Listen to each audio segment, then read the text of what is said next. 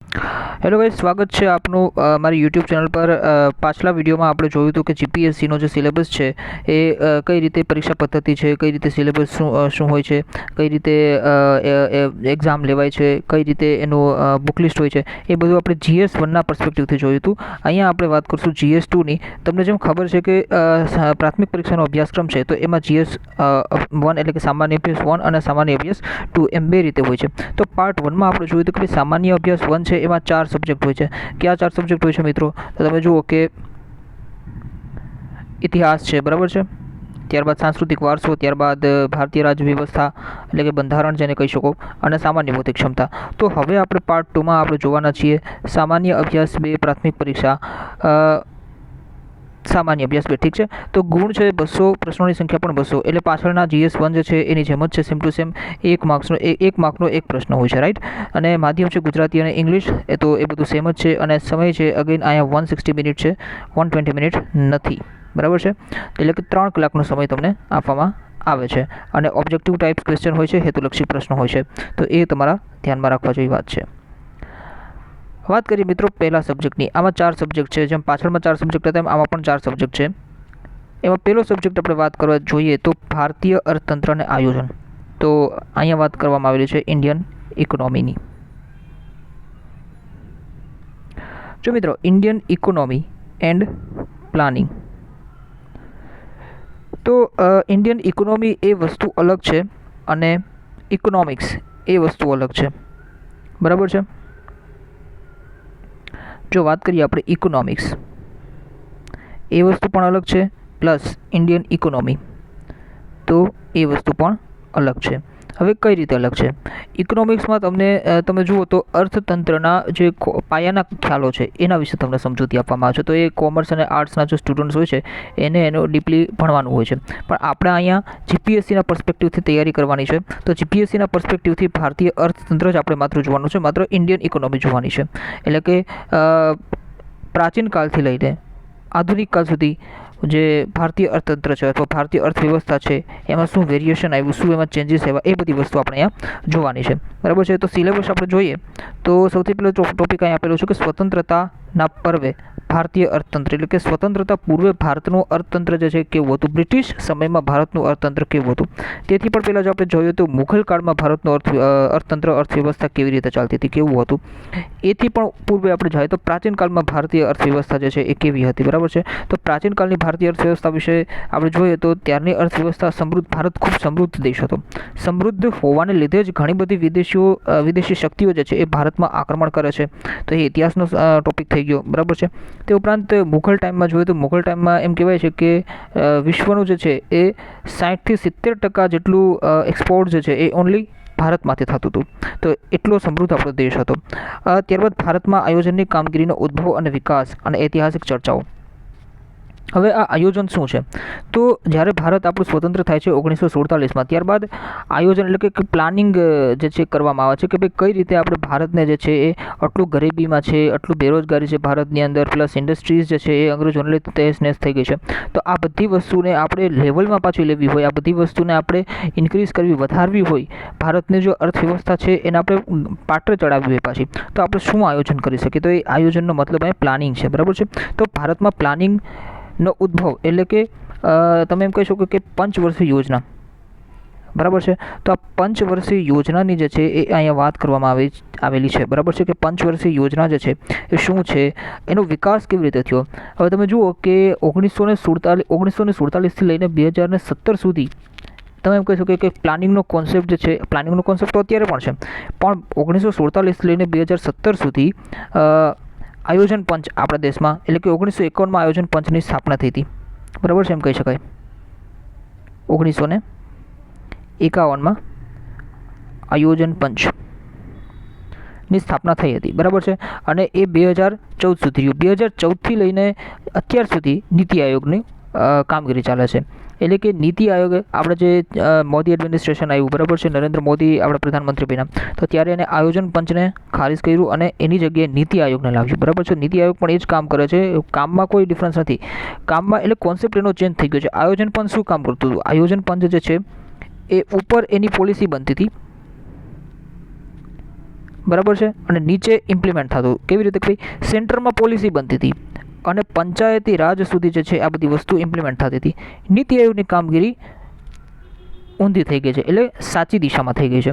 નીતિ આયોગ જે છે એ bottom two ટોપ જાય છે, એટલે પંચાયતી રાજ જે છે, પંચાયત લેવલની જે છે વસ્તુ, ત્યાં બધું પ્લાનિંગ એટલે ગ્રાઉન્ડ લેવલનું પ્લાનિંગ થાય છે અને ઇમ્પ્લિમેન્ટ કરાવવાવાળા છે એ ઉપર છે, રાઈટ. એટલે કહેવાનો મારો મતલબ શું છે સમજી જાઓ તમે, કે આયોજન પંચ જે છે એ ટોપ ટુ બોટમ ચાલતું હતું, જ્યારે નીતિ આયોગ છે એ બોટમ ટુ ટોપ ચાલે છે. એટલે કે સરકારે એવો વિચાર કર્યો કે ભાઈ જે ગ્રાઉન્ડ લેવલ પર સિચ્યુએશન શું છે એને સમજવા માટે તો લોકલ ગવર્મેન્ટ્સને જ ખબર હોય બધી વસ્તુ, કે ભાઈ ગ્રાઉન્ડ લેવલની શું પરિસ્થિતિ છે, ખરાબ છે, સારી છે.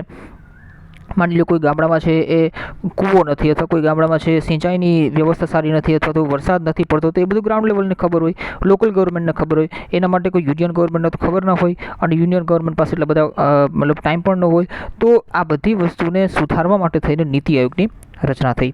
તો એ બધી વસ્તુ તો જો આપણે સિલેબસમાં પણ દેખાડેલું છે, બરાબર છે, કે આયોજનની કામગીરીનો ઉદ્ભવ, વિકાસ અને ઐતિહાસિક ચર્ચાઓ. ત્યારબાદ આયોજનના મોડેલો આવ્યા, કે ભાઈ મહાલનોબિસનું મોડેલ આવ્યું, ગાંધીજીના મોડેલ આવ્યા, બરાબર છે, કે કેવી રીતે આયોજન શું કરવું જોઈએ, કોણે ઉદ્યોગો ઉપર ભાર મૂક્યો કે ભાઈ ઉદ્યોગોને આગળ વધારો, કોકે ખેતી ઉપર ભાર મૂક્યો કે ભાઈ કૃષિ પ્રધાન દેશ આપણો, કૃષિને આગળ વધારો, કોકે સેવા ક્ષેત્રનો પક્ષ લીધો, કોકે અન્ય વસ્તુનો પક્ષ લીધો. તો એ રીતે આયોજનના અલગ અલગ મોડેલો આવ્યા અને સમયાંતરે તેમાં આવેલા ફેરફારો, બરાબર છે. પછી સુધારાઓ પછીના ભારતીય અર્થતંત્ર. સુધારાઓ એટલે શું છે, કેવા શું માંગે છે? નવા આર્થિક સુધારાઓ, એટલે કે LPG રિફોર્મ્સ, રાઈટ. અને ઇંગ્લિશમાં તમે જુઓ ને તો લિબરલાઇઝેશન, પ્રાઇવેટાઇઝેશન અને ગ્લોબલાઇઝેશન, એટલે કે ઉદારીકરણ, ખાનગીકરણ અને વૈશ્વિકીકરણ. તો ઉદારીકરણ, ખાનગીકરણ અને વૈશ્વિકીકરણ જે છે એ 1991માં આ નીતિઓ જે છે એ આવી હતી. તો આને આપણે કહીએ છીએ નવા આર્થિક સુધારાઓ. અને આ જે 1991માં જે નવા આર્થિક સુધારાઓ આવ્યા, તો આપણે તમે જુઓ પોલિટીના સિલેબસમાં આપણે જોયું હતું કે ભાઈ શાસન પર ઉદારીકરણ, ખાનગીકરણ અને વૈશ્વિકીકરણનો પ્રભાવ. તો એ એડમિનિસ્ટ્રેશન ઉપર એનો પ્રભાવ જોયો. તો અહીંયા આપણે અર્થવ્યવસ્થા ઉપર એની શું ઇફેક્ટ આવી અને એ સુધારાઓ થયા. એના પછીમાં ભારતીય અર્થતંત્ર જે છે એની દિશા કઈ રીતે થઈ, ભારતીય અર્થવ્યવસ્થાનો આપણે ગ્રાફ જોઈએ તો એ ગ્રાફ ઊંચો ગયો અથવા તો ગ્રાફ નીચો ગયો, એ બધી વસ્તુ આપણે જોવાની છે એમ. ત્યારબાદ મેં તમને કીધું એમ કે નીતિ આયોગ, તો ભાઈ આયોજન પંચ છે 2014 સુધી જ હતું અને 2017માં જ લાસ્ટ આયોજન જે છે એ હતું. 12 ટોટલ પંચવર્ષીય આયોજન થયું, પંચવર્ષીય યોજના ટોટલ 12 હતી, બરાબર છે. ત્યારબાદ 2017થી જે છે એ સંપૂર્ણપણે નીતિ આયોગે જ કામ લીધું છે હાથમાં. તો નીતિ આયોગ શું છે, એના ઉદ્દેશ્યો, બંધારણ એનું કેવું છે, એના કાર્યો શું છે. બંધારણમાં જોઈએ તો આપણને ખબર છે કે એના પ્રાઇમ મિનિસ્ટર જે છે હોદ્દાની રૂએ એના જે છે ચેરમેન હોય છે, બરાબર છે. ત્યારબાદ આપણે વાત કરીએ ભારતીય અર્થવ્યવસ્થામાં બીજો ટોપિક છે એ કૃષિ ક્ષેત્ર. હવે મિત્રો કૃષિ ક્ષેત્ર ખૂબ જ અગત્યનું છે અને કૃષિ ઉપર વારંવાર કોઈ પણ સરકારી પરીક્ષા હોય તો એ ક્વેશ્ચન પૂછતી હોય છે, લાઈક UPSC હોય કે સ્ટેટ PCS હોય કે અન્ય ક્લાસ 3ની ઇવન કોઈ એક્ઝામ હોય છે, તો કૃષિ ક્ષેત્ર ઉપર બધા વધારે ભાર મૂકતા હોય છે. તો એનું કારણ છે કે ભારત કૃષિ પ્રધાન દેશ છે. બીજું એ કે આ કૃષિ ક્ષેત્ર જે છે એ તમારે ભૂગોળમાં પણ આવવાનું છે અને ઇકોનોમીમાં પણ આવવાનું છે, બરાબર છે. એટલે આ જે ટોપિક છે, આ બધા કૃષિ ક્ષેત્ર તમે કયો કે પછી આ ઔદ્યોગિક ક્ષેત્ર કયો, બરાબર છે, આ બધી જ વસ્તુ ઓવરલેપ થાય છે બીજા સબ્જેક્ટ સાથે. તમે જો GPSCના જે સબ્જેક્ટ મૂકવાની જેને કહે ને કે મેનેજમેન્ટ છે, એ ખૂબ જ ઓર્ગેનાઇઝડ વેમાં એ લોકોએ સબ્જેક્ટ મૂકેલા છે. તમે GS1માં તમે જુઓ તો આધુનિક ભારતનો ઇતિહાસ છે, બરાબર છે, એ કોન્સ્ટિટ્યુશન સાથે કનેક્ટેડ છે અને કોન્સ્ટિટ્યુશન છે આધુનિક ભારતના ઇતિહાસ સાથે કનેક્ટેડ છે. તો એ બંને એક જ પેપરમાં એ લોકોએ રાખેલા છે. ત્યારબાદ પ્રાચીન ભારતનો ઇતિહાસ છે એ અને કલા સંસ્કૃતિ એકબીજા સાથે કનેક્ટેડ છે. પ્રાચીન ભારતનો ઇતિહાસ, મધ્યકાલીન ભારતનો ઇતિહાસ અને જે છે એ આપણી કલા સંસ્કૃતિ, તો એ બધી વસ્તુ એકબીજા સાથે કનેક્ટેડ છે. એને સમજ્યા વગર તમે એક સબ્જેક્ટને સમજ્યા વગર તમે બીજા સબ્જેક્ટને ન સમજી શકો, બરાબર છે. તે ઉપરાંત તમે આ GS2માં તમે જુઓ તો GS2માં તમે જુઓ તો ઇન્ડિયન ઇકોનોમી અને જિયોગ્રાફી જે છે એ બંને એકબીજા સાથે કનેક્ટેડ છે. ભાઈ જિયોગ્રાફીને સમજ્યા વગર તમે ઇકોનોમી ના સમજી શકો. અને હ્યુમન જિયોગ્રાફીમાં ઘણા બધા એવા ટોપિક્સ છે કે ઇકોનોમીને સમજ્યા વગર તમે એ હ્યુમન જિયોગ્રાફી ના સમજી શકો, બરાબર છે. અને સાયન્સ એન્ડ ટેક અને કરંટ અફેર્સ બંને એકબીજા સાથે કનેક્ટેડ છે.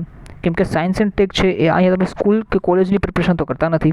તો science and technology A subject એવો છે કે તમે વર્તમાન પરિપ્રેક્ષ્યમાં શું ચાલે છે વિજ્ઞાન ટેકનોલોજી ક્ષેત્રે ભારતમાં અને વિશ્વમાં, તો એના વિશે ફોકસ દેવાનું છે. તે કરંટ અફેર્સ બેઝ છે. ઇકોનોમીની જો આપણે વાત કરીએ તો ઇકોનોમી પણ મોટા ભાગે 80% ક્વેશ્ચન જે છે તમારા કરંટ અફેર બેઝડ આવે છે. 80% તો ના કહી શકાય, પણ મોટે ભાગે 70% જે ક્વેશ્ચન છે તમારા કરંટ અફેર બેઝડ આવે છે. 70%. બરાબર છે. તો અને બાકીના જે 25 થી 30% ક્વેશ્ચન આવે છે એ થોડા ટ્રેડિશનલ વેમાં હોય છે, બટ એની સાથે પણ થોડું કરંટ તો કનેક્ટેડ હોય જ છે. ચલો વાત કરીએ આપણે કૃષિ ક્ષેત્રની. તો કૃષિ ક્ષેત્રમાં તમે જુઓ તો મુખ્ય પાકોની અહીં વાત કરવામાં આવે છે. ભાઈ, ભારતમાં મુખ્ય પાકો કયા કયા છે? દેશના વિવિધ ભાગોમાં પાકની તરહ એટલે કે પાકનો ટ્રેન્ડ શું છે, એટલે કે ક્રોપિંગ પેટર્ન શું છે. તમે જુઓ કે આપણે રબી, બરાબર છે, ત્યારબાદ ખરીફ અને જાયદ, આવી રીતે 3 ભાગમાં પાકની તરહ હોય છે. રબી એટલે કે શિયાળામાં થતા પાકો, બરાબર છે, ખરીફ એટલે કે તમારા ચોમાસામાં થતા પાકો અને જાયદ એટલે કે તમારા ઉનાળામાં થતા પાકો. તો એ રીતે ભારતમાં વિવિધ ભાગમાં જે પાકની તરહ છે, ટ્રેન્ડ છે, એ આ રીતે હોય છે. ત્યારબાદ આપણે સિંચાઈ વિશે કહેવાનું છે કે ભાઈ સિંચાઈનું માળખું ભારતમાં કેવું છે, સિંચાઈ જે છે એ ભારતમાં ક્યાં સુધી, કયા રાજ્યમાં સૌથી ઓછી સિંચાઈ છે. ઇવન ગુજરાત, કારણ કે આપણે ગુજરાતની એક્ઝામ દઈએ છીએ તો ગુજરાતમાં પણ સિંચાઈ ક્ષેત્ર શું છે, રાજસ્થાનમાં શું હાલત છે, સૂકા ક્ષેત્રો ખાસ કરીને તમારે જોવાના, સૂકા ક્ષેત્રોમાં સિંચાઈ ક્ષેત્ર શું હાલત છે, તો એનો કેટલો વિકાસ છે એ બધું જોવાનું છે. ત્યારબાદ તમે જુઓ કે ખાદ્ય પાકો છે, રોકડિયા પાકો છે, એના વિશે તમારે જોવાનું.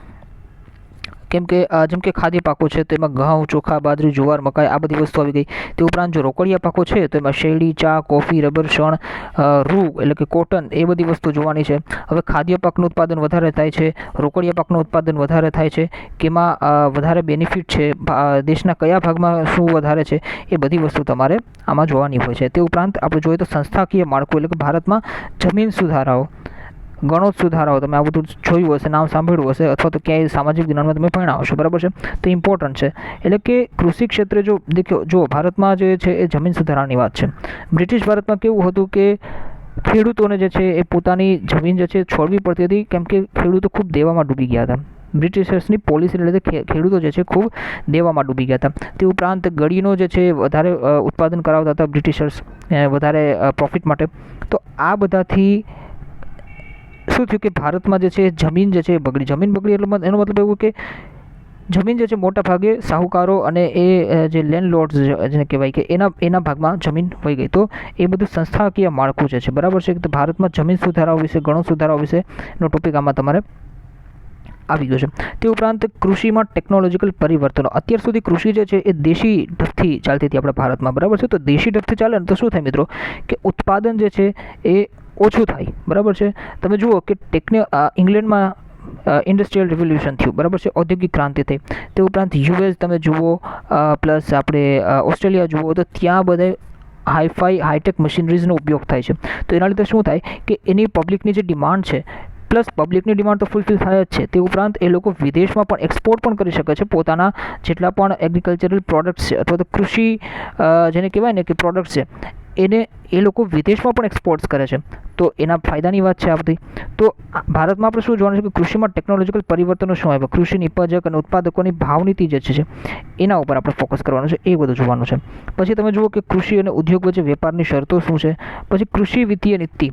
હવે આ શું છે, કૃષિ એટલે જો આમાં કેવું છે કે કૃષિ જે છે એના માટે સરકારે ઘણી બધી યોજનાઓ બહાર પાડી હોય. ભારત સરકાર તરફથી ખેડૂતોને જે ઘણી બધી સબસિડી મળતી હોય છે, બરાબર છે. તો એ બધી છે. પ્લસ એગ્રીકલ્ચરલ માર્કેટિંગ સિસ્ટમ શું છે એ બધું તમારે જોવાનું છે આમાં, બરાબર છે. ત્યારબાદ આપણે જોઈએ કે કૃષિ વેચાણ અને સંગ્રહ, બરાબર છે. ત્યારબાદ ખાદ્ય સુરક્ષા અને જાહેર વિતરણ વ્યવસ્થા. જાહેર વિતરણ વ્યવસ્થા શું છે તો કે પીડીએસ, પબ્લિક ડિસ્ટ્રીબ્યુશન સિસ્ટમ, બરાબર છે.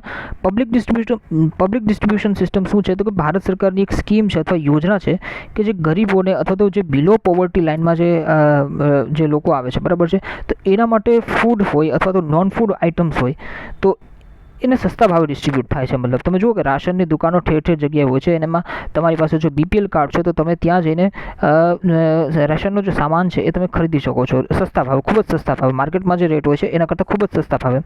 તો એ વસ્તુ અહીંયા પીડીએસ એટલે કે એ તમારે જોવાની છે, બરાબર છે.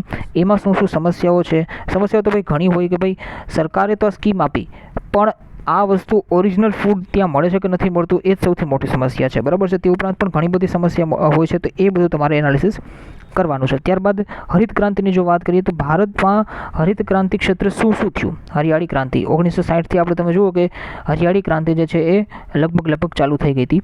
અને બીજું એ કે વિશ્વમાં પણ હરિયાળી ક્રાંતિને લીધે શું હરિયાળી ક્રાંતિ ક્યાં સૌથી પહેલાં હરિયાળી ક્રાંતિનો ઓરિજિન શું છે, બરાબર છે, એટલે કે ક્યાંથી એનો ઉદ્ભવ થયો છે હરિયાળી ક્રાંતિનો, તો એ બધું તમારે થોડુંક એનાલિસિસ વિશ્વ લેવલે પણ થોડું કરવાનું અને ત્યારબાદ તમારે ભારતમાં ડીપલી એનાલિસિસ કરવાનું છે કે ભાઈ હરિયાળી ક્રાંતિથી શું શું ફાયદા થયા. પંજાબ જે છે એને ઘઉંનો કટોરો કહેવાય છે, તો પંજાબમાં જે છે એ ઘઉં આટલી માત્રામાં ઉગે એવી કોઈ કન્ડિશન નથી, ફેવરેબલ કન્ડિશન નથી, પણ હરિયાળી ક્રાંતિને લીધે આ વધારે સરળ બન્યું. જેમ કે પંજાબમાં જે ઘઉં થાય એનું ના નથી, પણ જે ઘઉંનો કટોરો કહેવાય છે એટલા બધા ઘઉં થાય એ વસ્તુ હરિયાળી ક્રાંતિને લીધે થયું. પ્લસ જે આપણે ફર્ટિલાઇઝર્સ છે એ બધાને દવાઓને લીધે થયું, બરાબર છે. પ્લસ યુપીમાં તમે જુઓ તો ત્યાં પણ હરિત ક્રાંતિને લીધે ઘણો બધો ફાયદો થયો. પણ આની ડાર્ક સાઇડ બીજી એ પણ તમારે જોવાની કે ભારતમાં બીજા કયા ક્ષેત્રોમાં જે છે હરિયાળી ક્રાંતિનો પૂરેપૂરો લાભ પહોંચી શક્યો નથી, અથવા તો લાભ નથી પહોંચી શક્યો, અથવા તો હરિયાળી ક્રાંતિ જે છે ત્યાં પહોંચી જ નથી શકી, બરાબર છે. તો સૂકા ક્ષેત્રો રાજસ્થાનના ઘણા બધા છે, બરાબર છે. અને બીજું એ કે હરિયાળી ક્રાંતિને લીધે ગુજરાતમાં શું સ્થિતિ થઈ, તો એ બધું તમારે જોવાનું છે. કેમ કે ગુજરાતની આપણે એક્ઝામ છે ને ગુજરાત રિલેટેડ ઘણી બધી વસ્તુ આવી શકે અને એનાલિસિસ કરવું જોઈએ. આ બધી વસ્તુ તમે એનાલિસિસ કરશો તો એમસીક્યુ જ માત્ર સોલ્વ નહીં થાય, બટ આનાથી તમારા મેન્સમાં પણ ફાયદો થશે. અને બીજી વસ્તુ કે પર્સનાલિટી ટેસ્ટમાં જ્યારે તમે બેસો છો ત્યારે પણ તમને ઘણો બધો ફાયદો થતો હોય છે. ત્યારબાદ આપણે વાત કરીએ ટકાઉ ખેતી અને જૈવિક ખેતી માટેની નીતિ, તો સસ્ટેનેબલ એગ્રીકલ્ચર જેને કહી શકાય, બરાબર છે. હવે ટકાઉ ખેતીમાં શું શું વસ્તુ આવે, કોને આપણે ટકાઉ ખેતી કહીએ? તો જે જૈવિક ખેતી જે છે, બરાબર છે, એ ટકાઉ ખેતીની અંદર આવે. વન કૃષિ છે, એગ્રો ફોરેસ્ટ્રી, એ પણ ટકાઉ ખેતીની અંદર આવે. કુદરતી કૃષિ છે, નેચરલ ફાર્મિંગ, એ પણ ટકાઉ ખેતીની અંદર આવે. શુદ્ધ કૃષિ અથવા સૂક્ષ્મ કૃષિ જેને કહીએ, અને ઇંગ્લિશમાં જેને આપણે પ્રિસિઝન ફાર્મિંગ કહીએ, તો એ પણ આમાં સસ્ટેનેબલ એગ્રીકલ્ચરમાં આવે. પ્લસ ક્રોપ રોટેશનની જે મેથડ છે, પાક ફેર બદલી, તમે જુઓ કે એક જ ખેતરની અંદર પાક ફેર બદલી થતી હોય છે, તો એ પણ જે છે એ આનો સસ્ટેનેબલ એગ્રીકલ્ચર એટલે કે ટકાઉ ખેતીનો જ ભાગ છે. કેવી રીતે હોય કે સપોઝ કાંઈક ખેતર છે, તો હવે માની લો કે અહીંયા શાકભાજી ઉગાડ્યા અને આ ભાગમાં કઠોળ ઉગાડ્યા, તો હવે થોડા ટાઈમ બાદ આ ભાગમાં કઠોળ ઉગાડવાનું અને આ ભાગમાં જે શાકભાજી ઉગાડવાનું, તો આ રીતે પાકની ફેરબદલી થતી હોય છે, એને કહેવાય ક્રોપ રોટેશન, બરાબર છે. તો એ બધી વસ્તુ સસ્ટેનેબલ એગ્રીકલ્ચરનો જ ભાગ છે. તો આ રીતે તમારે કૃષિ વિશે અહીંયા ડીપલી એનાલિસિસ કરવાનું છે, એ બધું આવી ગયું. તો હવે કૃષિ પછી ઔદ્યોગિક ક્ષેત્ર શું થયું? તો ઔદ્યોગિક નીતિ, ઇન્ડસ્ટ્રીયલ પોલિસીસની આપણે વાત કરવાની છે કે ભાઈ ઔદ્યોગિક ક્ષેત્રે દેશ આઝાદ થયો ત્યારથી અત્યાર સુધીની શું શું નીતિ છે, તેનાથી શું ફાયદા થયા, એ બધી વસ્તુ. પછી જાહેર ક્ષેત્રના સાહસો અને તેમની કામગીરી. હવે આ જાહેર ક્ષેત્રના સાહસો એટલે કે પબ્લિક સેક્ટર એન્ટરપ્રાઇઝીસ શું છે, બરાબર છે, અને એનું પરફોર્મન્સ કેવું રહ્યું આઝાદીથી અત્યાર સુધીની, ખાસ કરીને વર્તમાન પરિપ્રેક્ષ્યમાં જ આ બધી વસ્તુ હોય છે. તો જો પબ્લિક સેક્ટર એન્ટરપ્રાઇઝીસની આપણે વાત કરીએ ને, અથવા તો જાહેર ક્ષેત્રના સાહસોની વાત કરીએ ને, તો તમે સાંભળ્યું હશે આઈઓસી, ઇન્ડિયન ઓઇલ કોર્પોરેશન, ત્યારબાદ ભેલ, બરાબર છે, ત્યારબાદ બેલ, ત્યારબાદ હિન્દુસ્તાન એરોનોટિક્સ લિમિટેડ. તો આ બધા જ ઓર્ગેનાઇઝેશન છે એ પબ્લિક સેક્ટર એન્ટરપ્રાઇઝીસ અથવા પબ્લિક સેક્ટર ઓર્ગેનાઇઝેશન છે. તો જાહેર, જેને ગુજરાતીમાં આપણે કહી શકીએ કે જાહેર ક્ષેત્રના સાહસો, બરાબર છે. તો એની અત્યારે કામગીરી શું છે? કેમ કે આ બધા જાહેર ક્ષેત્રના સાહસોની ઊંચ નીચને કારણે દેશની અર્થવ્યવસ્થામાં ઘણો બધો ફરક પડતો હોય છે, તો એના માટે અહીં આપેલું છે, બરાબર છે. ત્યારબાદ ખાનગીકરણ અને વિનિવેશીકરણની ચર્ચા આપણે કરવાની છે. ખાનગીકરણ પણ અલગ છે, વિનિવેશીકરણ પણ અલગ છે. વિનિવેશીકરણમાં કેવું હોય છે મિત્રો કે સરકાર જે છે એ ઇન્વેસ્ટમેન્ટ ઓછું કરી નાખે છે પોતાની સંપત્તિમાંથી, બરાબર છે, પણ સાવ ખાનગીને વેચી નથી નાખતી. તો વેચવું એક અલગ વસ્તુ થઈ ગઈ, અને પોતાની પાસે શેર તો હોય છે, શેર હોલ્ડર તો સરકાર હોય છે, પણ ખૂબ જ ઓછા શેર હોય છે, એટલે વિનિવેશીકરણ, ડી ઇન્વેસ્ટમેન્ટ છે ને કહેવાય, બરાબર છે. તો અહીં આપણે આપેલું છે ખાનગીકરણ અને વિનિવેશીકરણ. તો ઘણા લોકો આને એક વસ્તુ સમજતા હોય છે, બટ આ બંને વસ્તુ જે છે એ અલગ અલગ છે. ત્યારબાદ જો આપણે વાત કરીએ તો ઔદ્યોગિકરણની વૃદ્ધિ અને એનું ટ્રેન્ડ શું છે, તરે શું છે, એ બધું આપણે જોવાનું છે. પ્લસ જે નાના પાયાના ઉદ્યોગોનું ક્ષેત્ર છે, જેને આપણે એમએસએમઈસ કહીએ છીએ, બરાબર છે, તો એ બધું આપણે જોવાનું છે. પ્લસ ઔદ્યોગિક ક્ષેત્રમાં ઉત્પાદકતા અને સ્પેશિયલ ઇકોનોમિક ઝોન એટલે કે ખાસ આર્થિક વિસ્તાર. સ્પેશિયલ ઇકોનોમિક ઝોન શું છે? તો તમે જુઓ કે સરકારે જે છે એ જાણી જોઈને અમુક એરિયા જે છે, માત્ર ને માત્ર અમુક એરિયા જે છે અર્થવ્યવસ્થાને સમર્પિત કરી દીધા હોય છે, કે ત્યાં તમે ફ્રીમાં ઇન્ડસ્ટ્રીઝ જે છે એ રન કરી શકે, અને ઘણી બધી વસ્તુ જે છે એ ત્યાં બેનિફિટ્સ મળતો હોય છે ઇન્ડસ્ટ્રીઝવાળાને. જેમ કે તમે જુઓ તો નોઈડા સ્પેશિયલ ઇકોનોમિક ઝોન, પછી આપણે ગુજરાતમાં તો આપણે ખાસ બહુ ઇમ્પોર્ટન્ટ કંડલા, કંડલા SEZ અથવા સેઝ અથવા એને સ્પેશિયલ ઇકોનોમિક ઝોન કયો તમે. કોચીનનું સેઝ છે, પછી મદ્રાસમાં પણ સેઝ છે. તો એ બધી વસ્તુ વિશે અહીંયા ચર્ચા કરવાની છે. ત્યારબાદ વિદેશી મૂડીરોકાણ અને સ્પર્ધાની નીતિ, બરાબર છે. તો આ તમારું થઈ ગયું ઔદ્યોગિક નીતિ વિશે વાત, મતલબ ઉદ્યોગો ક્ષેત્રે અર્થવ્યવસ્થામાં શું છે શું નહીં એ બધી વાત, બરાબર છે. ચોથો ટોપિક જો આપણે જોઈએ તો ભારતીય અર્થતંત્રમાં આંતરમાળખું. હવે આ આંતરમાળખું છે ને એ ખૂબ ઇમ્પોર્ટન્ટ છે, કેમ કે ઇન્ફ્રાસ્ટ્રક્ચર, આંતરમાળખું એટલે ઇન્ફ્રાસ્ટ્રક્ચર, બરાબર છે. તો ઇન્ફ્રાસ્ટ્રક્ચરનો મતલબ શું છે, એનું મહત્વ શું છે? તો આંતરમાળખું છે ને એ ભારતના આર્થિક વિકાસ માટે અને ગરીબી ઘટાડવા માટે ખૂબ મહત્વનું સાધન છે. કેમ કે તમે જુઓ કે ઇન્ફ્રાસ્ટ્રક્ચર જે છે ડેવલપ થશે, જેમ કે રોડ્સ, રેલવેઝ, ટ્રાન્સપોર્ટ સિસ્ટમ, બરાબર છે, બંદર, પોર્ટ્સ, અને આપણે ઇંગ્લિશમાં પોર્ટ્સ કહીએ છીએ. તે ઉપરાંત ટેલિકોમ્યુનિકેશન, ત્યારબાદ વીજળી, ઇલેક્ટ્રિસિટી, પાવર, બરાબર છે, પ્લસ એરપોર્ટ્સ છે, બંદરો તમને કહી દીધું. આ બધું શું છે? આ બધું ભારતના એકીકરણમાં અને તમે જુઓ કે ભારતીય અર્થવ્યવસ્થાને વૈશ્વિક અર્થવ્યવસ્થા સાથે જોડી રાખવાનું સાધન છે, એનું કામ કરે છે. તમે જુઓ ટ્રેનનો વિકાસ થાય, બરાબર, અંગ્રેજોના સમયમાં ટ્રેનનો વિકાસ થયો, પછી ટેલિકોમ્યુનિકેશનનો વિકાસ થયો, રોડ્સ ડેવલપ કર્યા, ખાસ કરીને ડેલહાઉસીના ટાઈમમાં આ બધું થયું, પ્લસ એ લોકોએ પાવર ઉપર કામ કર્યું, ઇલેક્ટ્રિસિટી પર કામ કર્યું. તો આ બધું કરવાનું કારણ એટલું હતું, પોર્ટ્સનું એ લોકોએ ઘણું બધું ડેવલપમેન્ટનું કામ કર્યું, કેમ કે બંદરે જ વિદેશી સામાન આવે અને એ બધો સામાન જે છે રોડ્સના દ્વારા અથવા તો ટ્રેનના દ્વારા, રેલવેઝના દ્વારા એ અલગ અલગ ટ્રેડ સેન્ટર્સ પર પહોંચાડાય અને એને માર્કેટિંગ, જ્યાં સૌથી વધારે માર્કેટ હોય ત્યાં એવી અનુકૂળ જગ્યાએ પહોંચાડી શકાય અને ખૂબ સસ્તા ભાવે બધી વસ્તુ થઈ શકે. તો આંતરમાળખું છે ને એ કહી શકો કે ભારતના એકીકરણમાં અને ભારતીય અર્થવ્યવસ્થાને વૈશ્વિક અર્થવ્યવસ્થા સાથે જોડી રાખવાનું સાધન છે, કામ કરે છે. એટલે ભારતીય અર્થતંત્રમાં આંતરમાળખું ટોપિક ખૂબ જ ઇમ્પોર્ટન્ટ છે. તો આ બધી વસ્તુ સમજવાવાળી વસ્તુ છે. હવે આંતરમાળખાકીય સુવિધાઓ, એનો અર્થ શું છે, એનું મહત્ત્વ શું છે? મેં તમને કીધું એમ પાણી પુરવઠો અને સ્વચ્છતા, ઉર્જા, વીજળી, વિજ્ઞાન, ટેકનોલોજી, ગ્રામીણ અને શહેરી આંતરમાળખાકીય સુવિધા. તમારે એ પણ એનાલિસિસ કરવાનું કે રૂરલ ઇન્ફ્રાસ્ટ્રક્ચર ફેસિલિટીઝ કેવી છે અને અર્બન ઇન્ફ્રાસ્ટ્રક્ચર ફેસિલિટીઝ કેવી છે. તે ઉપરાંત બંદર, માર્ગો, હવાઈ મથકો, railway, telecommunication, social impact assessment. હવે સોશિયલ ઇમ્પેક્ટ અસેસમેન્ટ શું છે? તો તમે જુઓ કે સોશિયલ ઇમ્પેક્ટ અસેસમેન્ટ એક પ્રોસેસ છે. સરકારે કોઈ પણ સ્કીમ ચલાવી, ચલો કોઈ પણ પોલિસી ચલાવી, કોઈ પણ પ્લાન કર્યો ડેવલપમેન્ટ્સનો, કોઈ પણ એક પ્રોજેક્ટ કર્યો, સપોઝ કે બ્રિજનો પ્રોજેક્ટ કર્યો, કોઈ જંગલ છે અથવા તો કોઈ જંગલમાંથી રેલવે ટ્રેક કાઢવાના છે અથવા કોઈ ડેમ બનાવવાનો છે, એવું કોઈ પ્રોજેક્ટ છે.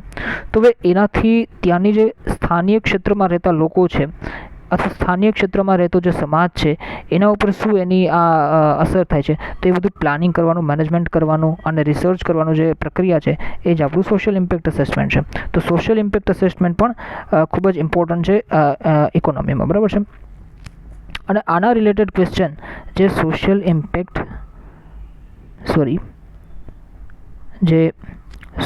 ઇમ્પેક્ટ અસેસમેન્ટ છે, જેને SIA કહે છે, આના રિલેટેડ ક્વેશ્ચન્સ મેન્સમાં પણ આવે છે, બરાબર છે. અને ક્યાંક આનો યુઝ તમે ઇન્ટરવ્યૂમાં પણ કરી શકો આન્સર દેવામાં. ત્યારબાદ આપણે જોઈએ કે પાંચમું ટોપિક, તો સમયાંતરે વસ્તીના માળખાના વલણો અને જેને કહ્યું કે તરેહ વૃદ્ધિ દર, બરાબર છે. તો આ બધી વસ્તુ શું છે? તો તમે જુઓ કે આપણે ભારતમાં જે છે એ સમયે વસ્તી કરવામાં આવે છે. વસ્તીનું કરવાનું કારણ શું છે? તો વસ્તી કરવાનું કારણ એટલું છે કે ગવર્મેન્ટને ખબર પડે કે આપણે કઈ પોલિસી જે છે એ કઈ પોલિસી બનાવવાની જરૂર છે, ત્યારબાદ કઈ યોજના બનાવવાની જરૂર છે, કયા ક્ષેત્રમાં કેટલી વસ્તી વૃદ્ધિ છે, કયા ક્ષેત્રમાં કેટલી વસ્તી ઓછી છે, કેટલા લોકો ભણેલા છે, કેટલા લોકો સ્ત્રી છે, કેટલા પુરુષ છે, કેટલા બાળકો છે, કેટલા વૃદ્ધો છે, એને અનુલક્ષીને એને કેન્દ્રમાં રાખીને કોઈ પણ કામ કરવાનું હોય છે. તો એના માટે આ ખૂબ જ ઇમ્પોર્ટન્ટ છે. સમયાંતરે વસ્તીના માળખાના વલણો આપણને ટોપિક આપેલો છે અહીંયા, પ્લસ એની તરહે વૃદ્ધિ, ટ્રેન્ડ અને વૃદ્ધિ દર, જાતિ, મેં તમને કીધું એમ ગ્રામીણ અને શહેરી સ્થાનાંતરણ એટલે માઇગ્રેશન. તમે જુઓ કે મોટા ભાગે બેરોજગારીને લીધે લોકો ગામડામાંથી શહેર તરફ જતા હોય છે, શહેર તરફ આકર્ષાતા હોય છે. એનું કારણ શું છે? તો શહેરમાં જે છે ક્યાંક ને ક્યાંક તમે જુઓ કે નોકરીની તકો વધારે હોય છે ગામડા કરતાં. ગામડું એ ખૂબ જ નાનું હોય છે, ગામડામાં કોઈ મોટી કંપનીઝ, ઇન્ડસ્ટ્રીઝ, કોલેજીસ, સ્કૂલ્સ આ બધું હોતું નથી, તો ત્યાં નોકરીની તકો એટલી બધી નથી હોતી. ઇવન એજ્યુકેશનની પણ ઓપોર્ચ્યુનિટીઝ ગામડામાં ખૂબ ઓછી હોય છે. ગામડામાં ઇન્ટરનેટ ફેસિલિટીઝ પણ એટલી બધી સારી હોતી નથી, પાણી ફેસિલિટીઝ સારી નથી હોતી, બરાબર છે. તો લોકો ગામમાંથી શહેર તરફ જે છે એ માઇગ્રેટ થતા હોય છે, સ્થાનાંતરણ એનું થતું હોય છે. તે ઉપરાંત તમે જુઓ તો ગામમાં જે છે એ હેલ્થ ફેસિલિટીઝ પણ સારી નથી હોતી. તમે જુઓ કે ક્યાંય પણ કોઈને નાની મોટી બીમારી આવી ગઈ, કોવિડના ટાઈમમાં આપણે જોઈ લીધું કે કોવિડના ટાઈમમાં મોટા મોટા જે સેન્ટર્સ છે દિલ્હી જેવા, અમદાવાદ જેવા, તો ત્યાં પણ કોરોનાએ જે રાફડું ફાટ્યો હતો. તો નાના ગામડા જે છે ત્યાં તો ફેસિલિટીઝ સાવ નથી, હેલ્થ ફેસિલિટીઝ, તો તેની શું હાલત થઈ હશે. તો આવું બધું વિચારીને લોકો ગામમાંથી શહેર તરફ સ્થાનાંતરણ કરતા હોય છે. તો આવું એનાલિસિસ તમારે કરવાનું છે જે છે એ વાંચીને, બરાબર છે. ડેઇલી ન્યૂઝ વાંચો, કરંટ ઇશ્યુઝ વાંચો, એ ઉપરાંત એનસીઆરટીઝ વાંચો, બેસિક કોન્સેપ્ટ તમારો ક્લિયર કરો. તો આવું બધું તમારે એનાલિસિસ કરવાનું છે. ત્યારબાદ તમે જુઓ તો સાક્ષરતા વિશે અહીં આપેલું છે સિલેબસમાં. ત્યારબાદ ગરીબી અને અસમાનતાનું માળખું અને વલણો. તો પોવર્ટી જે છે એ પણ ખૂબ મોટી સમસ્યા છે, અને ગરીબી જે છે એ ગામડામાં વધારે છે કે શહેરમાં છે, સાપેક્ષતા તમારે જોવાની છે કે ભાઈ ગરીબી ગામડામાં વધારે છે કે શહેરમાં વધારે છે. અસમાનતાનું માળખું અને વલણો, તે ઉપરાંત બેકારી, એના વલણો, બરાબર છે. બેકારી એટલે બેરોજગારી, બેકારીમાં પણ એવું જ છે, ગામડામાં બેકારી વધારે છે કે એની કમ્પેરિઝનમાં શહેરમાં બેકારી વધારે છે, એ તમારે જોવાનું છે. પ્લસ માળખું અને રાષ્ટ્રીય ગ્રામ્ય રોજગાર નીતિઓ, બરાબર છે. સરકારની જે રોજગાર નીતિઓ છે, તો એ બધી વસ્તુ તમારે જોવાની છે. તે ઉપરાંત વાત કરીએ વિકાસના નિર્દેશકો. હવે અહીંયા 5 તમને વસ્તુ આપેલી છે, બરાબર છે, કે ભાઈ જીવનની ભૌતિક ગુણવત્તાનો આંક, તે ઉપરાંત માનવ વિકાસ આંક, તે ઉપરાંત માનવ ગરીબી આંક, તે ઉપરાંત જાતીય વિકાસ આંક અને રાષ્ટ્રીય સુખાકારી આંક. 5 ઇન્ડેક્સ આપણને આપેલા છે. આને શું કહેશું આપણે? ઇન્ડેક્સ. આ 5 ઇન્ડેક્સ સિવાય તમારે બીજા કોઈ પણ ઇન્ડેક્સ કરવાની જરૂરિયાત રહેતી નથી, કેમ કે તમારા સિલેબસમાં આ 5 ઇન્ડેક્સ ઓલરેડી એ લોકોએ મેન્શન કરીને આપેલા છે. જો એ લોકોએ એવું જ કીધું હોત કે વિકાસના નિર્દેશકો, અહીંથી સ્ટોપ કરી દીધું હોત, આ કંઈ આપેલું હોત, તો આ નહોતું આપેલું, તો તમે સમજો કે જેટલા પણ ઇન્ડેક્સ છે તમારે કરવા પડે. પણ હવે આપેલું છે તો તમારે વધારાના ઇન્ડેક્સ કરવાની કોઈ જરૂરિયાત રહેતી નથી. સિલેબસને ધ્યાનમાં રાખીને તમારે કરવાનું છે. પણ હા, એક વસ્તુ ધ્યાનમાં રાખવાની કે જ્યારે તમે એસે લખો છો, અથવા તમે ઇન્ટરવ્યૂમાં છો, અથવા તમે ગુજરાતી ને ઇંગ્લિશના પેપરમાં કંઈ પણ લખવા માંગો છો, તો ત્યારે તમારે કોઈ પણ ઇન્ડેક્સને તમે મેન્શન કરી શકો છો. આ સિલેબસમાં, ઇકોનોમીના સિલેબસમાં જે છે એ 5 ઇન્ડેક્સ છે એ તમારે કરવાની જરૂર છે. પણ ઇન જનરલ વેમાં તમે જો કરવા માગતો તો તમે કોઈ પણ ઇન્ડેક્સનો ઉપયોગ કરી શકો છો કોઈ પણ જગ્યાએ, બરાબર છે. ત્યારબાદ આપણે વાત કરીએ હવે 6થા ટોપિકની. તો ભારતીય જાહેર વિત્ત વ્યવસ્થા, એટલે કે ઇન્ડિયન પબ્લિક ફાઇનાન્સ. આમાં તમે જુઓ કે ટેક્સેશન આવી ગયું, તમારું કર આવી ગયું, પછી ગવર્મેન્ટના એક્સપેન્ડિચર્સ આવી ગયા, એટલે કે સરકારના જે છે ખર્ચાઓ આવી ગયા, બરાબર છે. ત્યારબાદ બજેટની પ્રોસેસ આવી ગઈ, પ્લસ પબ્લિક ડેપ્ટ, જેને કે આપણે સરકારી ખર્ચ અથવા પબ્લિક ડેપ્ટ જાહેર દેવું આપણે કહી શકીએ, બરાબર છે. તો જાહેર દેવું આવી ગયું. એ બધી વસ્તુ તમારે આમાં જોવાની છે. ભારતીય કર પદ્ધતિ, જાહેર ખર્ચ, જાહેર દેવું, ભારતીય અર્થતંત્રમાં ખાદ્ય અને સહાય, કેન્દ્ર અને રાજ્યના નાણાકીય સંબંધો. આ વસ્તુ તમારે ક્યાંક ને ક્યાંક પોલિટીમાં પણ આવવાની છે, બરાબર છે. કેન્દ્ર અને રાજ્યના નાણાકીય સંબંધો, આ તમારો પોલિટીનો સબ્જેક્ટ છે, અને એ તમારે કોન્સ્ટિટ્યુશનમાં પણ આ વસ્તુ જોવાની છે. ત્યારબાદ તાજેતરના રાજકોષી અને નાણાકીય નીતિઓના મુદ્દાઓ અને તેમની અસરો, પ્લસ જીએસટી. જીએસટી અગેન તમારે પોલિટીમાં પણ આવવાનું છે, ઇકોનોમીમાં પણ આવવાનું છે, બરાબર છે. તો એના ખ્યાલ અને સૂચિતાર્થો. તો પેલા જીએસટી જ્યારે નહોતું ત્યારે કયા કયા પ્રકારના કર હતા? વેટ હતો, બરાબર છે. તે ઉપરાંત પણ ઘણા બધા પ્રકારના કર હતા, કસ્ટમ ડ્યુટી હતી, આ હતું, તે હતું, બરાબર છે. હવે એમાંથી શું ફેર થયો, કયા ટેક્સ હટી ગયા છે? અને જીએસટી જે છે એ 2 પ્રકારના ટેક્સ હોય છે, તો તમને ખબર હશે કદાચ. તો direct tax plus indirect tax. તો 2 પ્રકારના ટેક્સ છે, એમાંથી જીએસટી જે છે એ ઇનડાયરેક્ટ ટેક્સ છે, બરાબર છે. તો એ વસ્તુ તમારે મગજમાં રાખવાની છે. તો જીએસટી અહીં આપેલું છે, એટલે ડાયરેક્ટ ટેક્સ છે એને તમારે મતલબ બંનેને અલગથી ડીપલી એનાલિસિસ કરવા પડશે. જીએસટી તમને આમાં સ્પેશિયલી મેન્શન કરેલું છે, એટલે એ વસ્તુ તમારે મગજમાં રાખવાની છે. તે ઉપરાંત ભારતના વિદેશ વ્યાપારના વલણો વિશે અહીંયા તમને ચર્ચા કરવાની છે, કે એની પછી સંરચના શું છે, એનું માળખું અને દિશા શું છે, વિદેશ વ્યાપારના જે દિશા શું છે આપણી, અને કયા કયા દેશો સાથે આપણે વિદેશ વ્યાપાર સારી રીતે છે, આમાં બધું આવી ગયું. હમણાં ચાઇના સાથે ફ્રી ટ્રેડ એગ્રીમેન્ટની જે વાત હતી, તો એક બધા કરંટ ઇશ્યુઝ જે છે એ આની અંદર આવી ગયા, બરાબર છે. ત્યારબાદ સુધારાઓ પછીના સમયમાં કયા સુધારાઓ? એલપીજી રિફોર્મ્સ 1991માં, એટલે 1991માં જે ખાનગીકરણ, ઉદારીકરણ અને વૈશ્વિકીકરણના જે વાત છે એ સુધારાની વાત છે. તો સુધારાઓ પછીના સમયમાં ભારતની લેણ દેણની તુલાની સ્થિતિ શું થઈ? કેમ કે ભાઈ ભારતની લેણ દેણની તુલાની જે સ્થિતિ છે એ ખૂબ ખરાબ હતી. એના કારણે જ 1991માં સરકારે ખાનગીકરણ, ઔદ્યોગિકરણ અને ખાનગીકરણ, ઉદારીકરણ અને જે છે ગ્લોબલાઇઝેશન, વૈશ્વિકીકરણની નીતિ અપનાવી હતી. તો હવે ત્યારબાદ લેણ દેણની તુલાની સ્થિતિ શું છે એ બધું જોવાનું છે. તો આ તો આપણી વાત થઈ ઇન્ડિયન ઇકોનોમી, જેને આપણે ભારતીય અર્થવ્યવસ્થા અથવા તંત્ર વોટેવર જે કહેવું હોય તે કહી શકો તમે. હવે આપણે વાત કરીએ છીએ ગુજરાતના અર્થતંત્રની. તો ગુજરાતના અર્થતંત્રનું તમારે ઇન્ટ્રોડક્શન લેવાનું છે, એક અવલોકન લેવાનું છે. ગુજરાતમાં સામાજિક ક્ષેત્રો ક્યાં છે, બરાબર છે. શિક્ષણનું જે છે એ પ્રમાણ કેટલું છે ગુજરાતમાં, શિક્ષણ ક્ષેત્રે શું શું ચેન્જીસ કરવાની જરૂરિયાત છે, પ્લસ હેલ્થ સિસ્ટમ કેવી છે, પોષણ અને વર્તમાન દાયકાઓમાં ગુજરાતનું અર્થતંત્ર. વર્તમાન દાયકાની વાત છે મિત્રો. ભારત અને પ્રમુખ રાજ્યોની તુલનાએ જે છે એ ગુજરાતનું અર્થતંત્ર કેવી રીતે જે છે એની કમ્પેરિઝન કરવાની છે. પ્લસ કૃષિની મુખ્ય સમસ્યાઓ ગુજરાતમાં કેવી છે, ભારત ક્ષેત્ર આપણે વાત જોઈ લીધી. ગુજરાતમાં ફોરેસ્ટની જે છે એ વન ક્ષેત્રે ગુજરાત કેવું છે, પ્લસ જળ સંસાધનો, તે ઉપરાંત તમે જુઓ તો અહીં ખાણ ઉદ્યોગ અને સેવા ક્ષેત્ર, બરાબર છે. ત્યારબાદ આર્થિક અને સામાજિક માળખાગત સુવિધાઓના વિકાસની નીતિએ અને એક મૂલ્યાંકન, બરાબર છે. તો આટલું તમારે ઇન્ડિયન ઇકોનોમીમાં પ્રિપેર કરવાનું. જો વાત કરીએ ઇન્ડિયન ઇકોનોમી માટે બુકલિસ્ટનું અથવા તો મટીરિયલ્સ કેવી રીતે છે, તો મેં તમને કીધું એમ કે 70 to 80% ક્વેશ્ચન કરંટ અફેર્સમાંથી અથવા તો કરંટ ઇશ્યુઝ જે ચાલતા હોય છે એમાંથી જ આવતા હોય છે. એટલે આના માટે તમારે ન્યૂઝપેપર કરવું તો ખૂબ જ જરૂરી છે. ન્યૂઝપેપર તમે કોઈ પણ કરી શકો.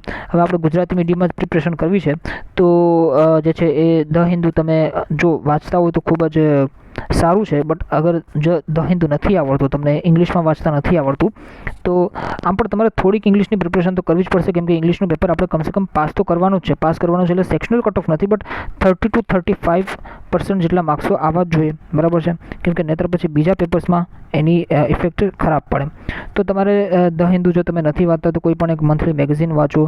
તે ઉપરાંત ગુજરાતમાં પણ સારું કોઈ પણ એક ન્યૂઝપેપર તમારી જાતે તમે પકડો, એના એડિટોરિયલ્સ વાંચો.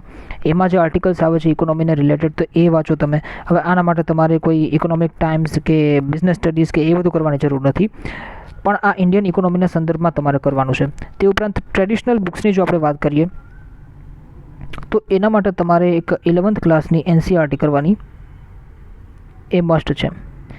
11th ક્લાસની એનસીઆરટીથી તમારું જે બેઝ છે એ ક્લિયર થઈ જશે. એમાં તમારે બધા જ ટોપિક્સ ઓલમોસ્ટ આપેલા છે કે મતલબ ગરીબી વિશેના ટોપિક્સ આપેલા છે, પ્લસ વસ્તીના ટોપિક્સ આપેલા છે. તે ઉપરાંત પણ જેટલી પણ કૃષિના ટોપિક્સ આપેલા છે એ બધી વસ્તુઓમાં આપેલી છે. તે ઉપરાંત 12th ક્લાસની જિયોગ્રાફીની બુક કરવાની છે, હ્યુમન જિયોગ્રાફી, એટલે કે ઇન્ડિયન એનું નામ છે કંઈક, સોરી નામ ભૂલી ગયો હું અત્યારે.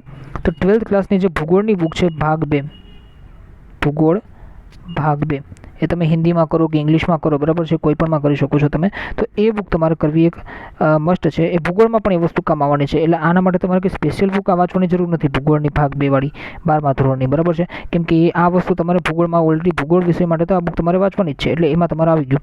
એટલે આમ જોવા જઈએ તો ઇકોનોમીની જો આપણે વાત કરીએ તો 11મા ધોરણની જે એનસીઆરટી છે ઇકોનોમીની, રાઈટ, ઇન્ડિયન ઇકોનોમી કરીને છે, તો એ તમારે વાંચવાની છે. પ્લસ 11મા ધોરણની અને 12મા ધોરણની, પ્લસ 12મા ધોરણની જીસીઆરટી વાંચવાની છે. પણ હવે જીસીઆરટીમાંથી બધા જે ચેપ્ટર્સ છે એ નથી વાંચવાના. જીસીઆરટીની જો વાત કરું, એનસીઆરટી તો તમારે આખી વાંચવાની છે, બરાબર છે. પણ જીસીઆરટીની જો હું વાત કરું તો 11મા ધોરણની જીસીઆરટીના હાર્ડલી 4 ચેપ્ટર્સ તમારે 4 થી 5 ચેપ્ટર્સ તમારે વાંચવાના છે. ઇન્ડિયન ઇકોનોમી ચેપ્ટર છે ત્યાંથી શરૂ કરવાનું છે, અને છેલ્લું ચેપ્ટર એક નથી વાંચવાનું, અને એની પહેલાંનું ચેપ્ટર તમારે ત્યાં સુધી વાંચવાનું છે. એટલે 4 ચેપ્ટર જેટલા થશે, તો એ તમારે વાંચવાના છે. તે ઉપરાંત તમારે 12મા ધોરણની જીસીઆરટી જે છે, અગેન એ ઓપ્શનલ છે. 12મા ધોરણની જીસીઆરટી એ ઓપ્શનલ છે, કેમ કે 12મા ધોરણની જીસીઆરટીમાં જેટલું આપેલું છે ને એનાથી વિશેષ જે છે 11મા ધોરણની એનસીઆરટીમાં આપેલું છે, બરાબર છે. તો આપણે 11મા ધોરણની એનસીઆરટી વધારે વાંચવી જોઈએ. 12મા ધોરણની જીસીઆરટી વાંચવાનો કોઈ મતલબ બનતો નથી. પણ તેમ છતાં જો હિન્દી અને ઇંગ્લિશમાં પ્રોબ્લેમ હોય તો 12મા ધોરણની જીસીઆરટી વાંચો, અને 11મા ધોરણની જીસીઆરટીના મેં કીધું એમ કે સિલેક્ટેડ ચેપ્ટર્સ વાંચો, અને બાકી તમે ન્યૂઝપેપર્સ, મેગઝીન્સ એ બધામાંથી તમારે કવર કરવાનું છે. અને તે ઉપરાંત ઇન્ટરનેટ અને યુટ્યુબનો તમે ઉપયોગ કરી શકો.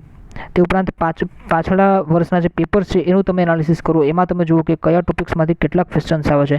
એ મુજબ આપણે ટોપિક્સને ટ્રેડિશનલ બુકમાંથી પ્રિપેર કરવો કે કરંટ અફેર્સ પર છોડી દેવું, એ બધું આપણે આપણી રીતે એનાલિસિસ કરી દેવાનું. પણ બુક લિસ્ટમાં તો આનાથી વધારે કંઈ કરવાની જરૂર નથી. ઘણા લોકો રમેશ સિંઘને પ્રિફર કરતા હોય છે અને મેન્શન કરતા હોય છે કે રમેશ સિંઘ કરવી જોઈએ.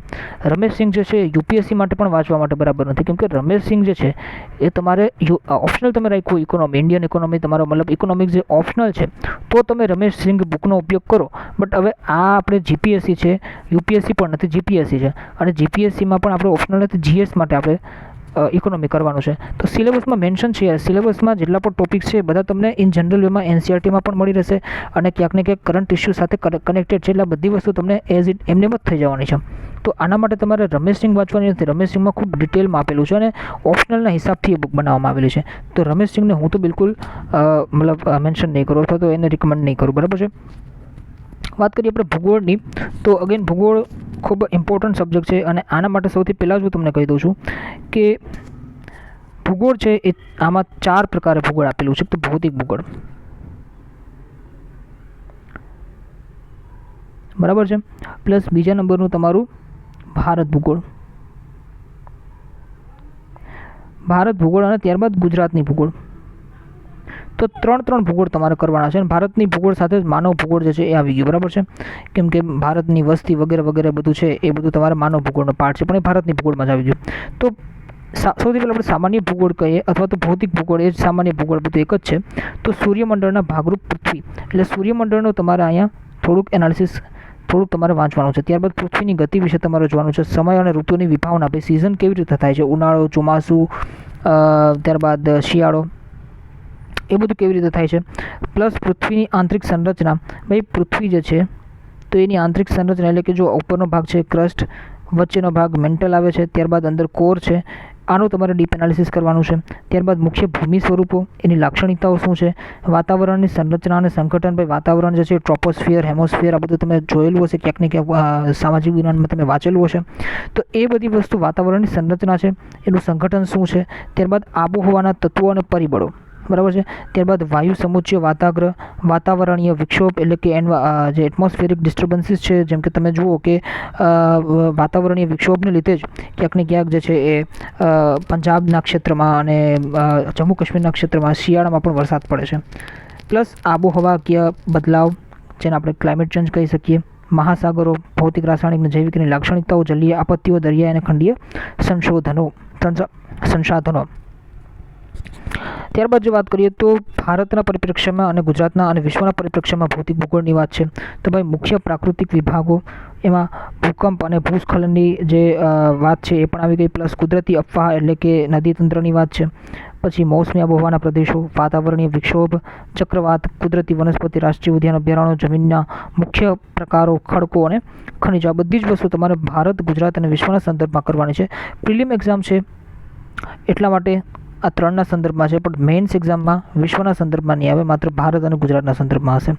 ત્યારબાદ આપણે જોઈએ કે હ્યુમન જિયોગ્રાફી એટલે કે સામાન્ય ભૂગોળ. તો સામાન્ય ભૂગોળમાં પણ ભારત અને ગુજરાત અને વિશ્વના સંદર્ભમાં, એમાં વસ્તીનું વિતરણ, વસ્તી ઘનતા, વસ્તી વૃદ્ધિ, સ્ત્રી પુરુષ પ્રમાણ, સાક્ષરતા, વ્યવસાયિક સંરચના, અનુસૂચિત જાતિ અને અનુસૂચિત જનજાતિ વસ્તી, આ બધુંનું મહત્વ શું છે એ બધું હમણાં ઇન્ડિયન ઇકોનોમીવાળા આપણે પાર્ટમાં જોઈ લીધું કે શું મહત્વ છે વસ્તીનું, વસ્તી ગણતરી શું કામ થાય છે, સરકારની નીતિ ઘડવામાં મુખ્યત્વે કામો છે. પ્લસ ભૂજાતિ સમૂહ, ભાષાકીય સમૂહ, ગ્રામીણ શહેરી ઘટકો, શહેરીકરણ અને સ્થળાંતર અને મહાનગરીય પ્રદેશો. તમે જુઓ કે અમુક કેટલા બધા ટોપિક્સ જે છે એ ઓવરલેપ થાય છે ઇન્ડિયન ઇકોનોમીના ટોપિક સાથે. ત્યારબાદ આર્થિક ભૂગોળની વાત કરીએ તો અર્થતંત્રના મુખ્ય વિભાગો, તમે જુઓ કે અર્થતંત્રના મુખ્ય વિભાગો એટલે કે પ્રાથમિક ક્ષેત્ર, દ્વિતીય ક્ષેત્ર, તૃતીય ક્ષેત્ર, ચતુર્થ ક્ષેત્ર અને પંચમ ક્ષેત્ર. તો 5 મુખ્ય અર્થતંત્રના જે વિભાગો છે, પ્રાથમિક એટલે કે તમે જુઓ તો કૃષિ, સેકન્ડરી એટલે કે દ્વિતીયક વિભાગ એટલે કે ઉદ્યોગ, ત્યારબાદ તૃતીયક વિભાગ એટલે સેવાઓ, બરાબર છે. તે બધી વસ્તુ અહીંયા તમને ડિટેલમાં કરવાની છે. તેમની મુખ્ય લાક્ષણિકતાઓ અને પાયાના ઉદ્યોગો એટલે જે બેઝ છે આપણો, પેટ્રોલિયમ છે પાયાનો ઉદ્યોગ કહેવાય, કૃષિ, ખનિજ, જંગલ, ઈંધણ મેં તમને કીધું પેટ્રોલિયમ, બરાબર છે. તો આ બધું કૃષિ એ પણ પાયાનો ઉદ્યોગ કહેવાય. પ્લસ માનવ શ્રમ આધારિત ઉદ્યોગો અને પરિવહન અને વેપાર અને પદ્ધતિઓ અને સમસ્યાઓ, બરાબર છે. તો આટલું ભૂગોળમાં તમારે, ભૂગોળનો સિલેબસ લાગે છે નાનો પણ એકચ્યુઅલીમાં છે મોટો, બરાબર છે.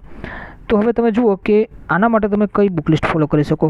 જો કોઈ પણ એક જ વસ્તુ કરવાની, આના માટે ઘણું બધું મટીરિયલ્સ અવેલેબલ છે ભૂગોળ માટે, બરાબર છે. જો તમે શુદ્ધ ગુજરાતીમાં જ વાંચવા માગતા હો, હિન્દી કે ઇંગ્લિશને તમે અડવા નથી માગતા, બરાબર છે, તો તમારે શું કરવાનું કે ભૌતિક ભૂગોળ માટે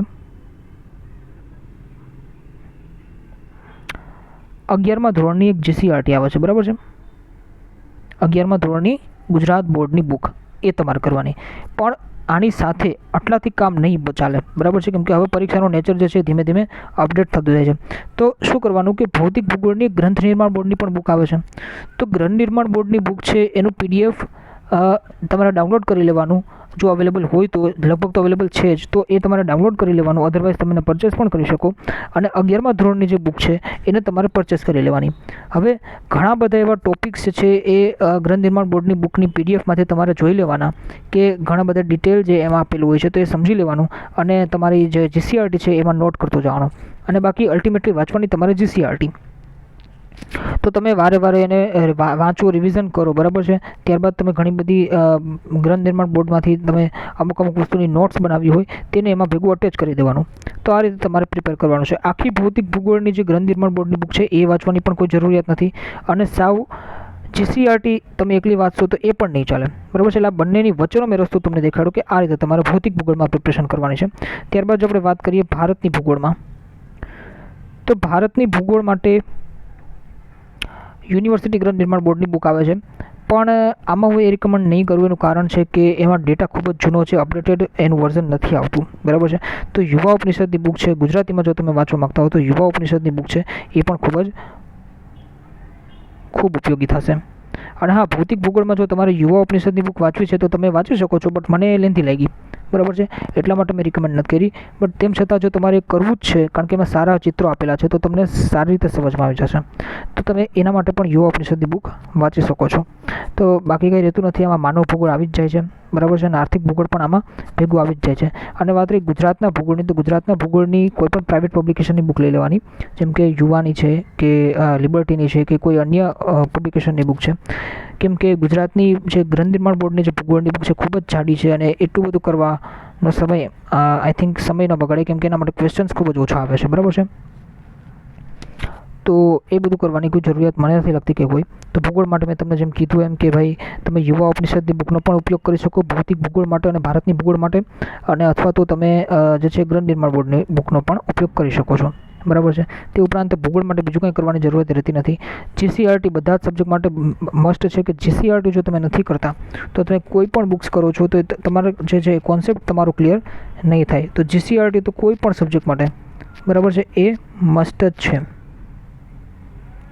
6 થી 12 ધોરણની GCRTના સિલેક્ટેડ ચેપ્ટર્સ જે છે તમારે કરી લેવાના. ભૂગોળ માટે જેમ કે 9મા ધોરણમાં 10મા ધોરણમાં ભૂગોળ આપેલું હોય તો એના ચેપ્ટર્સ કરી લેવાના, 11મા 12મા ધોરણનું ભૂગોળ કરી લેવાનું. તો એ બધું તમારે તમારી રીતે જોઈ સમજી વિચારીને કરી લેવાનું.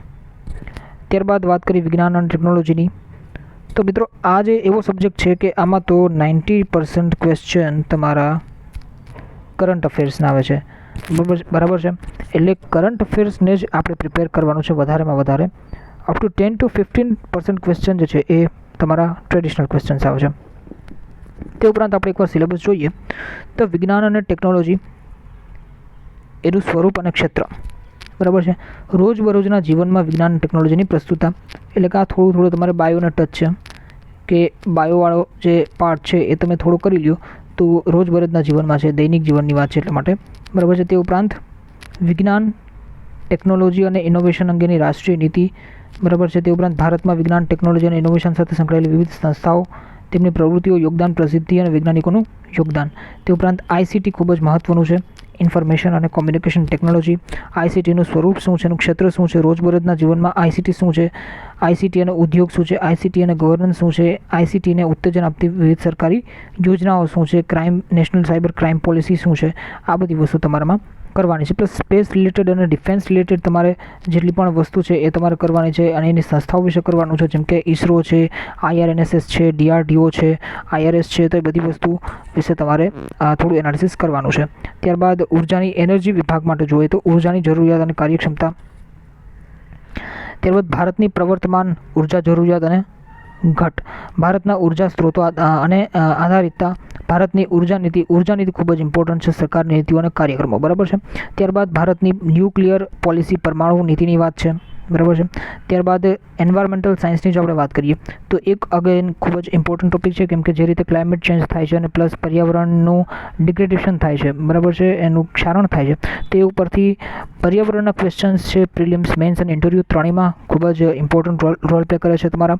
તો પર્યાવરણને લગતા મુદ્દાઓ અને નિસ્બત તેના કાયદાકીય પાસા, રાષ્ટ્રીય અને આંતરરાષ્ટ્રીય કક્ષાએ પર્યાવરણની જાળવણી માટેની નીતિઓ અને સંધિઓ, તે ઉપરાંત બાયોડાયવર્સિટી, તેનું મહત્વ, બરાબર છે, ક્લાઇમેટ ચેન્જ મેં તમને જેમ કીધું એમ, તે ઉપરાંત પર્યાવરણની આપત્તિઓ, પ્રદૂષણ, કાર્બન ઉત્સર્જન, જે બધી વસ્તુઓ આપણે જે છે એ જાણતા જ હોય છે, એ જ બધી વસ્તુ તમારા સિલેબસમાં આપેલી છે. વૈશ્વિક ગરમી એટલે તાપવૃદ્ધિ, ગ્લોબલ વોર્મિંગની વાત છે, બરાબર છે. તો આ બધી જ વસ્તુઓ માટે પર્યાવરણની કોઈ પ્રાઇવેટ પબ્લિકેશનની જો તમને બુક મળતી હોય તો તમે આમ કમ્પલસરી નથી કે લેવી જ લેવી, બટ તો તમારો પાયો જો તમારે પાકું કરવું હોય અને તમને પર્યાવરણમાં ઇન્ટરેસ્ટ હોય અને મેન્સ માટે જો તમારે કંઈક ખાસ પર્યાવરણ ઉપર નિબંધ કે એવું કંઈક પણ તમારે કામ કરવું હોય તો એના માટે મને લાગે છે કે તમારે એક બુક પ્રાઇવેટ પબ્લિકેશનની ખરીદવી જોઈએ. બાકી સાયન્સ એન્ડ ટેકનોલોજી માટે કોઈ બુક ખરીદવાની જરૂર નથી અને કરંટ અફેર્સમાંથી જ આ આખો પોર્શન જે છે એ તમારે તૈયાર કરવાનો છે. કરંટ અફેર્સ અને મેગઝિન્સ છે, ન્યૂઝ મેગઝિન્સ જે છે એમાંથી તમારે આખો પોર્શન તમારે ક્લિયર કરવાનો હોય છે. તે ઉપરાંત તમે જુઓ કે એક ટોપિક તમને આમાં આપેલો છે, જેમ કે અંતરિક્ષ અને અવકાશ સંરક્ષણ સેવા, બરાબર છે.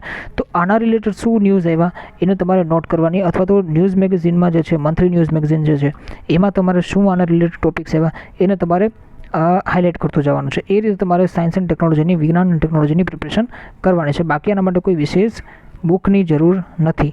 તે ઉપરાંત હવે મેઇન ઇમ્પોર્ટન્ટ પ્રાદેશિક, રાષ્ટ્રીય અને આંતરરાષ્ટ્રીય કક્ષાની મહત્ત્વની સાંપ્રત ઘટનાઓ એટલે કે આપણું કરંટ અફેર્સ.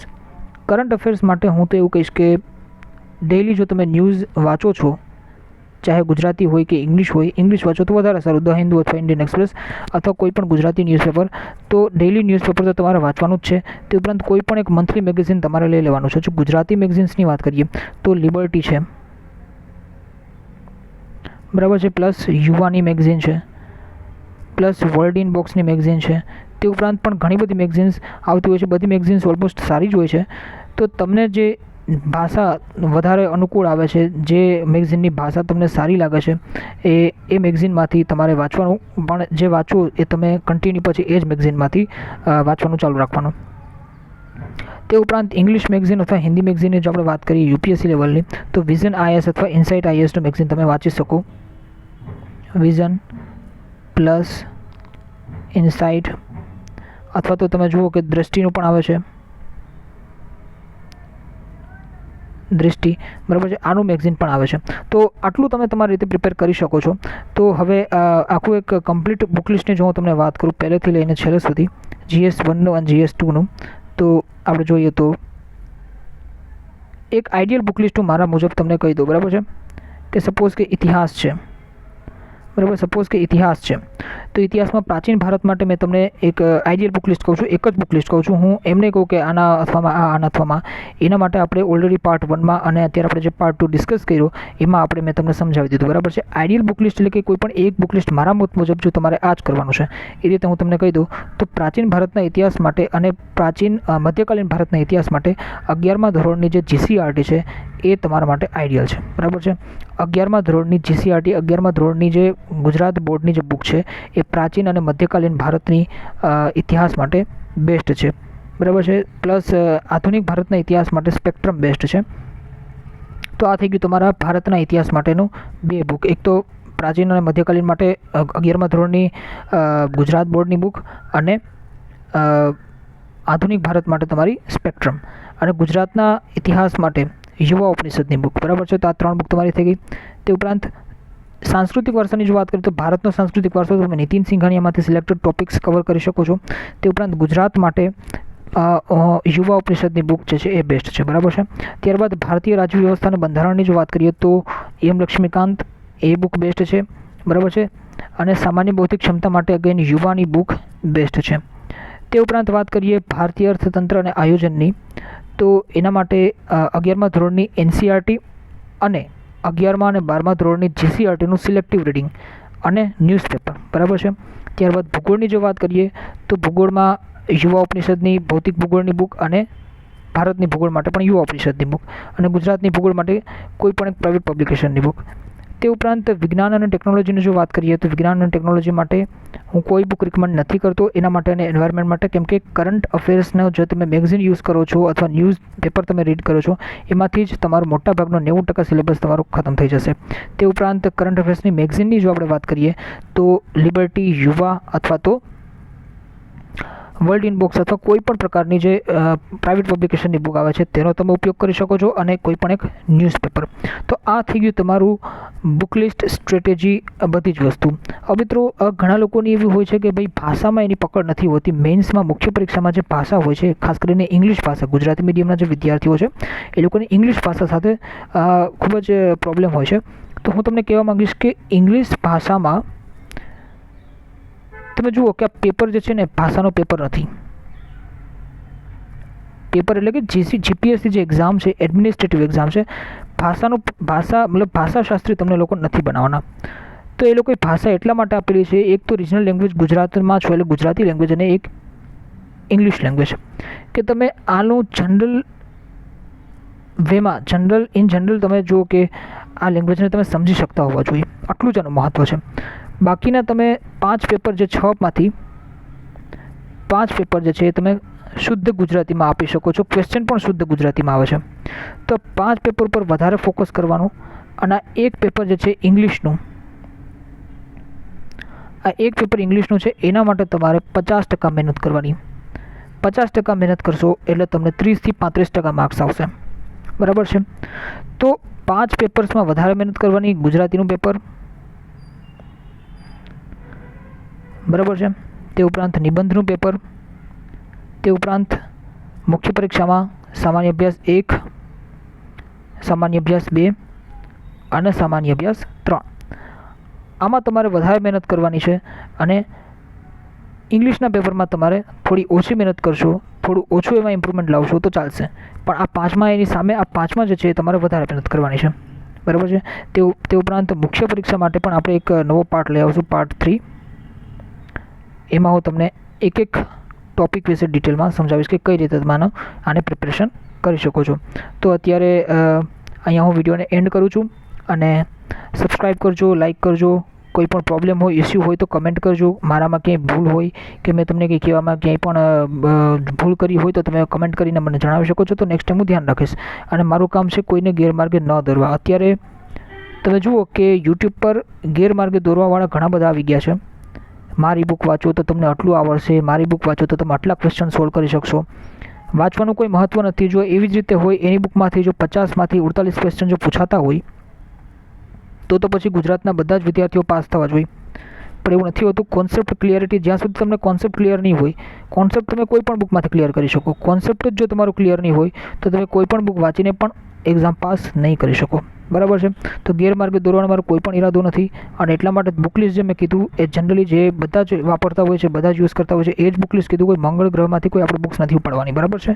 આપણી માર્કેટમાં આસપાસ જે અવેલેબલ છે, ઇઝીલી વેમાં આપણે એને એક્સેસ કરી શકીએ બુકને, એ જ બુક મેં બધી કીધી છે. અને ગુજરાત મીડિયમના સ્ટુડન્ટ્સને ધ્યાનમાં રાખીને મેં બુક્સ કીધી છે. નહીંતર તો હું ઇંગ્લિશ મીડિયમની જે હાઈફાઈ લેવલની બુક્સ છે યુપીએસસીની, એનું પણ બુક લિસ્ટ આપી શકું છું. બરાબર છે. બટ આપણે એવું કરવાનું નથી. અને પાર્ટ 3 આપણે આવશે મેઇન્સ માટે. બરાબર છે. તો થેન્ક યુ.